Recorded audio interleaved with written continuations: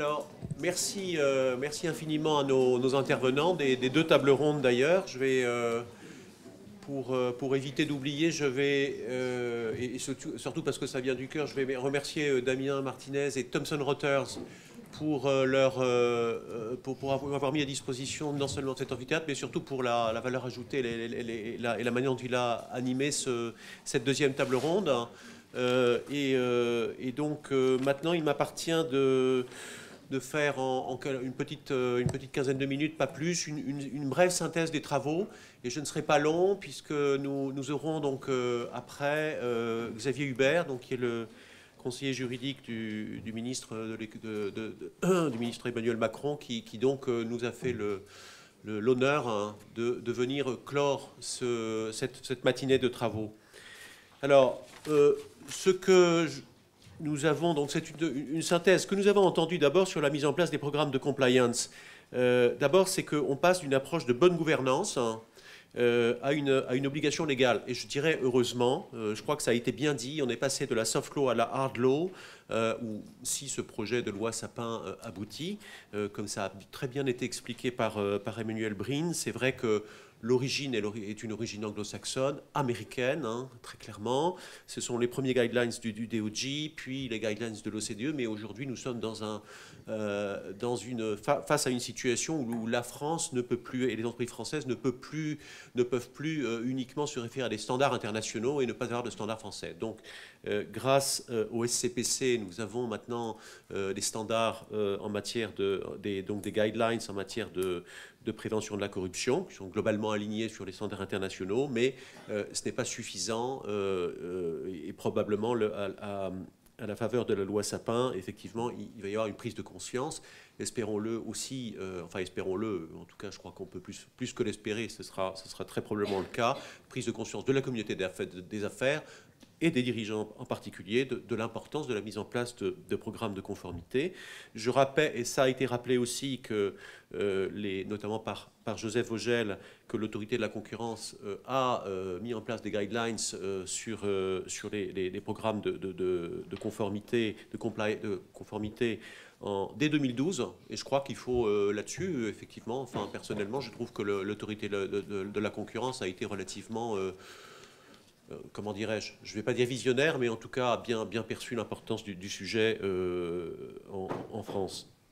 Donc on a entendu notamment du fait, grâce au débat qui ont impliqué Philippe Peuls et Antoinette Gutiérrez, on a entendu qu'effectivement la compliance, ça se vivait au quotidien, c'était un vrai enjeu de management, c'était pas uniquement quelque chose qu'on fait comme ça en une fois, c'est comme la comptabilité, c'est véritablement au quotidien, dans la durée pour l'entreprise, c'est quelque chose d'absolument clé.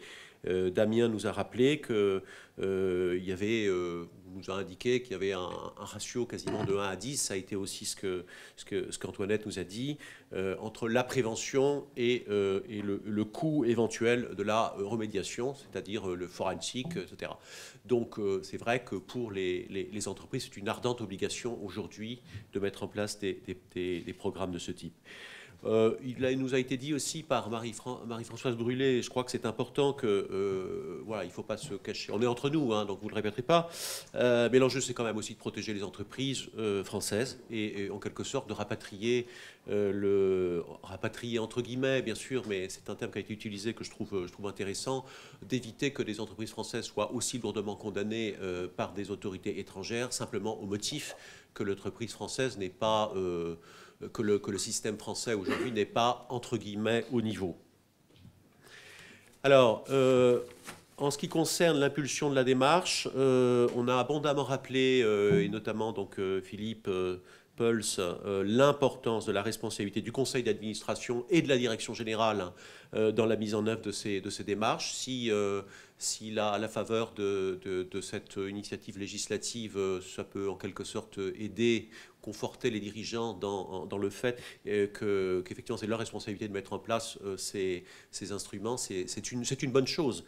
Mais je dirais, et là j'en profite pour moi je participe je vais parler dans un colloque à l'IFA tout à l'heure, à l'Institut français des administrateurs, justement sur l'éthique et la gouvernance et le rôle des conseils d'administration dans la mise en place de programmes d'éthique. Mais évidemment on va parler conformité, donc je vais en quelque sorte me faire votre relais pour dire qu'effectivement la compliance elle doit être au cœur des conseils d'administration, au cœur des boards. Pendant très longtemps, c'est vrai qu'on a parlé de gouvernance et de compliance comme si la gouvernance ignorait la compliance. Vous connaissez tous le code AFEP-MEDEF, vous savez, enfin vous connaissez tous, peut-être pas c'est votre lecture de chevet, mais enfin je peux vous confirmer qu'il n'y a pas une seule fois la référence à la compliance dans le code AFEP-MEDEF. Comme si la gouvernance et la compliance étaient deux mondes qui s'ignoraient. Or, ce n'est pas du tout le cas dans les autres pays. Vous pouvez aller regarder, je ne vais pas citer tous les pays parce qu'il y en a certains, c'est vrai qu'il y a véritablement une véritable interaction entre compliance et gouvernance. Donc ça, c'est aussi un point extrêmement important qui a bien été évoqué. Donc l'impulsion de la démarche au travers du Conseil d'administration et de la Direction générale, c'est de mettre en place des procédures adéquates pour prévenir la survenance des risques, donc des risques d'intégrité au sens large, un peu comme le UK Robbery Act. Je pense qu'on est effectivement sur cette thématique. Donc c'est bien une question majeure de gouvernance et de management. Il s'agit de créer une culture éthique de l'entreprise. Et là-dessus encore, je crois que la deuxième table ronde nous a confirmé qu'on pouvait a priori être honnête et performant. Donc allons-y gaiement, hein, parce que je pense qu'il n'y a pas effectivement de contrariété. L'idée étant fondamentalement qu'au cœur de la performance et de la compétitivité de nos entreprises, il doit y avoir effectivement ces mécanismes, ces systèmes de compliance. En ce qui concerne le périmètre, lors de la première table ronde, donc Eric Ciasso nous a évoqué la cartographie du risque en fonction du business model, en fonction des risques de l'entreprise. Cette approche par les risques doit intégrer non seulement le risque juridique, réglementaire, auquel nous sommes tous habitués puisque c'est notre métier, mais aussi effectivement ce risque éthique qui est un risque de réputation à long terme, hein, qui peut avoir un impact considérable sur la valeur de la société et donc des actionnaires. Or, le conseil d'administration, il est en charge effectivement de la protection des intérêts des actionnaires, ou aussi des parties prenantes au sens large, mais c'est un débat qui nous emmènerait un peu plus loin. Mais en tout cas, ce ne sont pas les risques juridiques et réglementaires stricto sensu. Et c'est bien ça la question aujourd'hui. Le périmètre, au travers des différents débats, notamment donc l'anticorruption, on a abondamment parlé, l'antitrust avec Joseph Vogel. Maria Lancry a évoqué effectivement la question de la chaîne des sous-traitants avec le projet de loi de devoir de vigilance. Les problématiques, sous-traitants, fournisseurs, partenaires commerciaux, avec cette question fondamentale de la due diligence qui est au cœur du sujet. Damien nous rappelait que 70% des scandales éthiques, ou Antoinette, je ne sais plus, l'un et l'autre, que 70% des scandales éthiques ou 70% viennent effectivement de la chaîne des intermédiaires. Donc il faut être très clair là-dessus. Les outils de due diligence sont absolument essentiels. Les questions de droits de l'homme, ça a été évoqué aussi, mais la problématique des droits de l'homme est un sujet qui devient de plus en plus prégnant. Maria a évoqué un cas, l'Alien Tort, aux États-Unis, mais de mon expérience, je sais que ce risque est surtout un risque, au jour d'aujourd'hui, un risque de réputation extrêmement important. Et on voit monter, on peut dire que c'est une bonne chose, hein, enfin, très honnêtement, il y a des limites, mais on voit monter effectivement une pression considérable de la part de la société civile et des ONG sur ces questions de droits de l'homme. Et je crois que, puisqu'on parlait de démocratie tout au début, c'est Thomas qui disait qu'il voulait faire rentrer la démocratie dans l'entreprise. Je ne veux pas faire rentrer du debout dans l'entreprise non plus. Non, là, c'était une blague. C'est une bonne chose. L'entreprise est aussi, certes, ce n'est pas une démocratie, mais c'est une bonne chose que l'entreprise, effectivement, peut-être sous la pression de l'extérieur, s'approprie des questions qui sont des questions finalement, de bons citoyens. La notion de bon citoyen, finalement, elle n'est pas nouvelle. Je me souviens que Jean-Pierre Chevènement en parlait déjà à une certaine époque. La question de la protection des données, donc cette intervention effectivement était tout à fait pertinente parce que même si Maria l'a évoqué, vraiment l'entrée en vigueur et la transposition du règlement sur la protection des données va aussi avoir un impact considérable pour l'entreprise. On a évoqué la question des embargos. Je crois que c'est Thomas qui disait au début que finalement c'était l'affaire BNP Paribas qui avait été un peu le révélateur. Alors il y a eu l'affaire, enfin je ne vais pas citer, mais il y a eu l'affaire Alstom, il y a eu l'affaire Technip, il y en a eu d'autres. Hein. Mais c'est vrai que ça a été vraiment un peu aussi la prise de conscience du fait que cette question des programmes de compliance devenait absolument essentielle du fait de l'existence de ces règles américaines. On a aussi la question des contrôles des exportations, la sécurité au sens large qui est absolument fondamentale, la cybersécurité, la protection des produits. Et puis évidemment le blanchiment, je plaide un peu coupable parce qu'on aurait dû aussi laisser faire intervenir quelqu'un du monde de la banque et de l'assurance. Donc là, c'est vraiment... mais bon, on va avoir l'occasion de le faire, parce qu'évidemment, toutes les règles en matière de blanchiment d'argent et de financement et de prévention du financement du terrorisme sont à l'évidence des questions fondamentales. Et je n'évoque même pas la question du crime environnemental dont a parlé, et donc des problèmes d'environnement, en fait, qui ont été évoqués. Alors, en ce qui concerne l'organisation, donc effectivement, si les programmes de compliance ont vocation à avoir un impact transformateur sur l'entreprise, comme l'a évoqué Stéphanie au début, et je pense qu'effectivement c'est le cas. Il y a une transformation de l'entreprise sous l'impulsion, effectivement, du fait effectivement des programmes de compliance et du numérique. C'est ça qu'on vit quand même aujourd'hui. Alors effectivement, cet impact sur l'organisation, il conduit effectivement à la création de ces fonctions. Alors je sais qu'il y a des représentants de ces fonctions qui ne nous ont pas attendus pour exister, bien sûr. Mais il n'en demeure pas moins qu'aujourd'hui, on est quand même à un stade, en France, tout au moins, de l'émergence de ces fonctions. Alors, il y a eu un débat très intéressant sur le profil du compliance officer, sa job description, donc question qui a été abondamment évoquée, l'interaction avec d'autres fonctions, notamment avec l'audit, le contrôle interne, c'est Benoît Dutour qui en parlait, les moyens de l'autonomie. Antoinette a insisté là-dessus, sur effectivement, et je crois que ça a été dit dans la première table ronde aussi, le compliance officer n'est pas infusible. Hein. Il n'est pas infusible, c'est confortable d'avoir des fusibles, mais là, en l'occurrence, il ne peut pas être infusible parce que pour l'entreprise elle-même, hein, ça a beaucoup trop de conséquences. Donc, il faut qu'il ait des moyens. Après, la question, quelle est sa ligne de reporting en solid ou en dotted line, ça, c'est un débat qui a été évoqué, ou j'allais dire effleuré, compte tenu du temps, mais c'est une question fondamentale. Vous savez qu'en gros, il y a disons qu'il y a, allez, on va dire, il y a deux écoles pour faire plus simple et compte tenu du temps. La première école, c'est le compliance officer. Par définition, il doit être dans la direction juridique, parce que, comme on le dit à la fin, une fois qu'on a bien considéré toutes ces problématiques et retourné toutes les pierres, c'est quand même des risques juridiques. Bon. Mais ça pose un problème qui est le problème du conflit d'intérêts potentiel. Et là, je ne suis pas certain, et je pense qu'il faudrait avoir un débat spécifique là-dessus, mais je ne suis pas certain que je sois d'accord avec l'idée de dire que le compliance officer doit être le gardien du temple, qui ne doit surtout pas être opérationnel. Je comprends ce que vous voulez dire, Madame Brûlé, là-dessus. C'est qu'il faut qu'il évite de trop s'impliquer et d'avoir des activités trop opérationnelles. Parce qu'effectivement, dans ce cas-là, en quelque sorte, si effectivement l'entreprise est considérée comme ayant violé des règles éthiques ou réglementaires, alors effectivement, en quelque sorte, le compliance officer, il va aggraver non seulement sa propre situation, mais la situation de l'entreprise elle-même.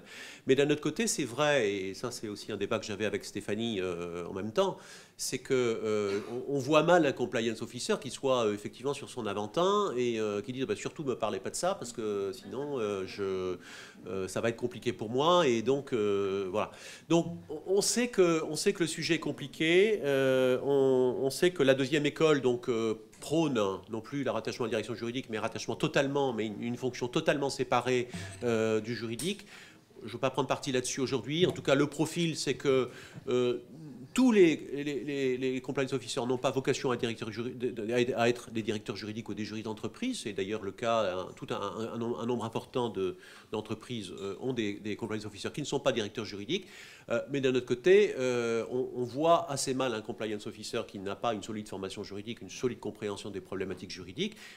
Et surtout, on voit assez mal un compliance officer qui ne joue pas le jeu avec la direction juridique. Voilà. Et donc je vais accélérer parce que essayons d'être resté dans le timing. Donc pardon pour ce terme terriblement anglais. It's okay. Voilà. Alors, en ce qui concerne l'impact, donc là, je vais aller rapidement sur cette slide parce que finalement, je l'ai déjà un peu évoqué quand même, la question des conflits d'intérêts.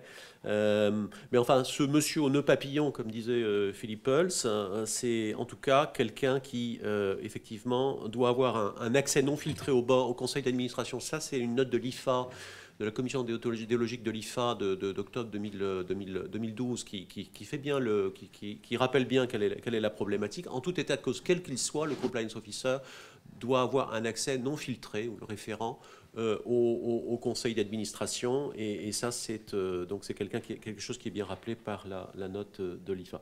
On a évoqué la question de la confidentialité des avis ou secrets professionnels, qui est un sujet fondamental. Et j'en profite pour dire qu'à la FGE, donc Stéphanie vous le confirmera, ou en tout cas je vous le confirme si elle n'a pas le temps de le faire ou si elle oublie, nous comptons bien faire entendre notre voix sur ces sujets dans le cadre des débats parlementaires. Et nous n'avons pas du tout l'intention de considérer que la compliance peut effectivement se développer au sein des entreprises sans que les juristes d'entreprise puissent enfin bénéficier d'une certaine forme de confidentialité de leurs avis. Pas à n'importe quelle condition, évidemment, mais puisqu'on sait que dans la quasi-totalité des grands partenaires, on va dire, de nos grands partenaires, les juristes d'entreprise bénéficient d'une telle confidentialité. Donc la compliance va avec la confidentialité. Si nous devons, en quelque sorte, favoriser le développement des programmes de compliance au sein des entreprises, il est vraiment important que nous puissions effectivement bénéficier de cette confidentialité. Alors, en ce qui concerne les outils de la compliance, et j'avance, donc nous avons évoqué les codes de conduite, les politiques, les procédures, la due diligence, j'en ai parlé, la question des lignes d'alerte, qui est un point extrêmement important. Bon, la formation, bien sûr, question essentielle, mais je crois qu'on le sait tous. En ce qui concerne les méthodes d'investigation, ça c'est une question fondamentale, l'investigation, les investigations au sein des entreprises, le forensique. Parce qu'effectivement, encore une fois, sur ce ratio de 1 à 10, on voit mal effectivement comment, une fois qu'on a mis un programme de compliance, on peut s'affranchir du fait de s'assurer qu'effectivement, s'il y a des zones de non-compliance, on puisse comprendre quelles en sont les causes de façon à pouvoir remédier à ces situations. La question de la gestion de la compliance fatigue regulatory fatigue a été évoquée.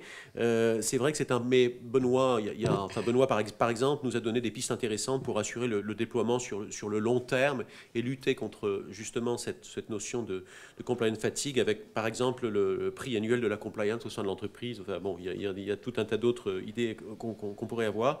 Et en ce qui concerne l'over-compliance, là en l'occurrence, c'est ce que nous disait Joseph, c'est qu'effectivement, il y a tout un tas de situations d'over-compliance dans les entreprises. Enfin, je crois que s'il y a des représentants du monde bancaire, je pense qu'ils approuveront probablement, et d'autres entreprises en réalité.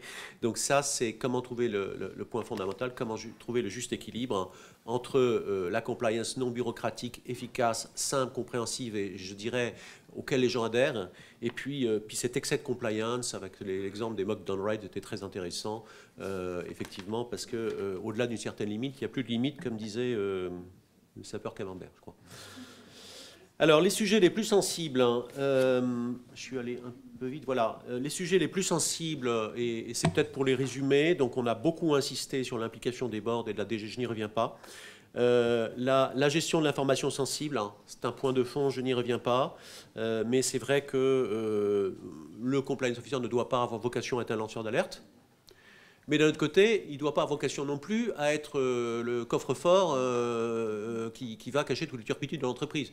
Enfin, donc Donc voilà, enfin soyons, on est tous des adultes, soyons très honnêtes par rapport à tout ça. C'est un job compliqué, mais il faut arriver à gérer cette information sensible au travers de mécanismes qui soient des mécanismes fluides, d'audit, de reporting, enfin tout ce qui est prévu par les lignes directrices, de manière à s'assurer que le jour où il y a effectivement une remontée d'alerte quelle qu'elle soit, l'entreprise soit vigilante et fasse la lumière le plus vite possible sur la réalité des allégations. Voilà. Alors, ça nous amène à une troisième question extrêmement sensible, qui est l'auto-incrimination. Alors, le dernier mémo du DOJ vous dit, si vous trouvez une horreur, quelle qu'elle soit, surtout précipitez-vous pour venir nous voir, parce que vous pourrez avoir la chance d'avoir peut-être une immunité ou une réduction d'amende, mais si vous ne le faites pas, alors on sera particulièrement sévère, parce qu'on considérera que vous n'appliquez pas le principe de bonne coopération. Donc, c'est comme ça que ça fonctionne, et je pense que là-dessus, on aura sans doute l'éclairage de Xavier Hubert, parce que c'est un point extrêmement important. Nous savons que, enfin moi ça m'est arrivé dans ma vie antérieure, professionnelle antérieure, de pas mal pratiquer la clémence, donc je connais un peu le sujet. C'est vrai qu'à la fin, parce que finalement c'est la même logique, on est dans des situations où effectivement c'est très difficile de se dire on va éviter de coopérer avec les autorités. Et ça c'est un peu une révolution pour les entreprises quelque part. Parce que c'est vrai que très souvent, je crois que c'est Philippe Eul qui disait ça, très souvent les dirigeants vont le prendre personnellement en disant mais moi je vais coopérer, mais c'est pas vrai, et les turpitudes des autres, etc. Le problème c'est que de façon clinique, il faut voir que le défaut de coopération peut être effectivement un facteur aggravant. D'un autre côté, en France, on n'a pas une culture, enfin, on n'a pas la culture, on n'a pas le système juridique qui va nous forcer à nous auto-incriminer. Donc c'est un choix qui doit rester le choix de l'entreprise. Ce qu'il faut, c'est faire effectivement la lumière immédiatement et prendre les mesures correctives pour éviter que ça se produise de nouveau. Mais on avait vu ce débat avec l'autorité de la concurrence et avec Bruno Lasserre en particulier à l'époque, en 2012. Il n'est pas acceptable, de notre point de vue, que l'autorité ait une obligation d'auto-dénonciation et fasse en particulier du compliance officer, le lanceur d'alerte au nœud papillon dont nous parlions tout à l'heure. Alors, la question de la transaction pénale aussi est une question clé.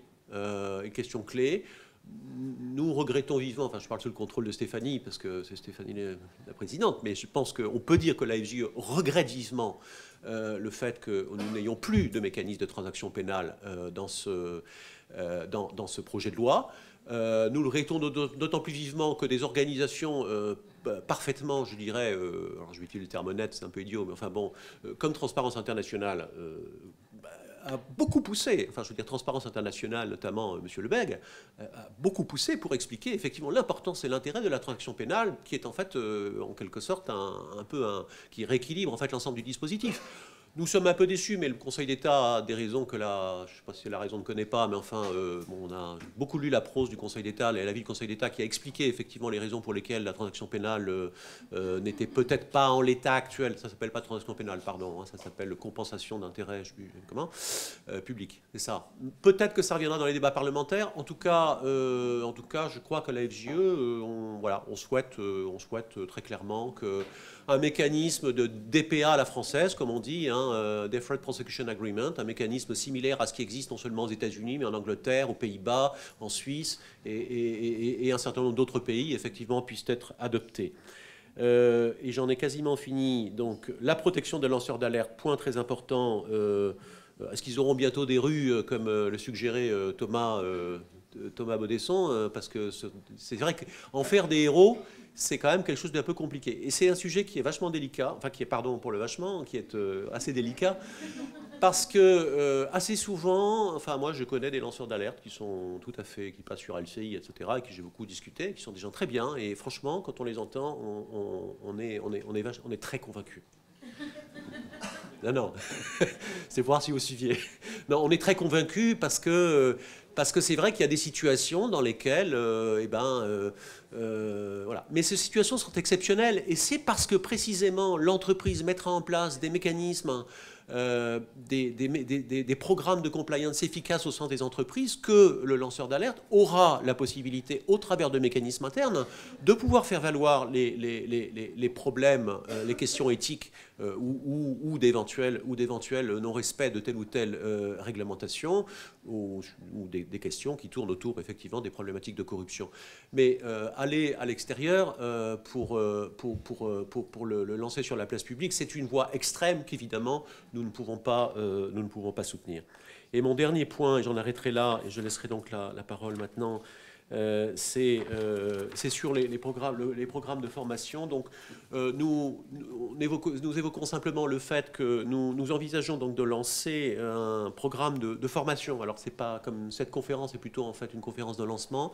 Nous voulons le faire avec les meilleurs partenaires, non seulement en France, mais à l'étranger. Enfin, à l'étranger, en tout cas, nous aurons des partenaires internationaux. J'espère, avec le cercle de la compliance, si Blandine accepte ce partenariat.